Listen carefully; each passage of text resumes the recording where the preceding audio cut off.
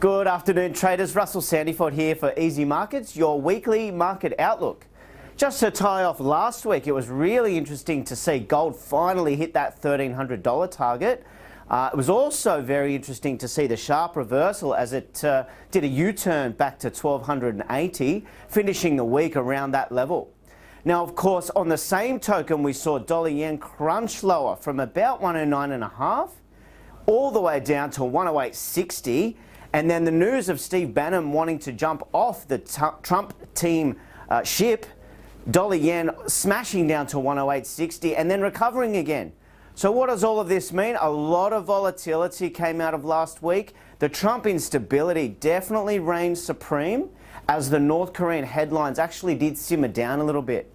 Now, for this week ahead, what have we got? The main thing, there's two of them. One is on Wednesday, the ECB commentary out of Mario Draghi may not give too many new surprises on ECB outlook for QE and the unwinding of that. The potential for the euro to jump up is still very, very high though, as the probability of a rate hike is really starting to slide lower for the US Fed in relation to December, of course. The other big event, it is a very light data week, but the other big event, of course, is the Jackson Hole yearly economic symposium, where we get a lot of leaders. And the biggest of all, of course, for traders is the Janet Yellen speech, which everyone's scratching their head thinking, will she actually bring the US dollar back into form and back into favour, with dealers wanting to really buy dollars at every opportunity? We have seen that in the last 2 weeks. We've seen any US dollar optimism see massive bids very sharply behind the US dollar. So again, I want to point out there's a lot of reasons there to sit on the sidelines on the key pairs for US dollar moves. But if that doesn't happen, the US dollar can really fall out of bed. We can see the Aussie take a run again at that 80-cent level. It does seem capped around 79.5 in the short term, even with what we're seeing in the US dollar moves. It really, the Aussie is helped a lot by that iron ore fueling that rally in a big way. But where are the opportunities though? Look, the euro for mine and the euro cross has become really interesting.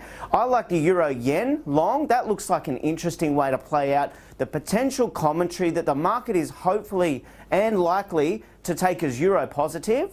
I think generally speaking, with what's happening in Team Trump and the US dollar, that the euro may win out in the end. And for that reason, again, I like the euro crosses. But switching my attention back to dollar yen, there is still the potential on Tuesday and Wednesday for the South Korean military drills to flare up more North Korean fury and more North Korean headlines, which again may take dollar yen back down to earth and back down to that 108 handle. There's no guarantees in that regard, and if that situation again in that Korean peninsula does simmer down, then dollar yen will be back at 110. So we have to be really careful playing out that one, as well as gold volatility. But again, definitely you'll see opportunities come up to head on euro dollar and euro yen. If you need a hand with your trading though, get hold of us here at the Easy Markets dealing desk.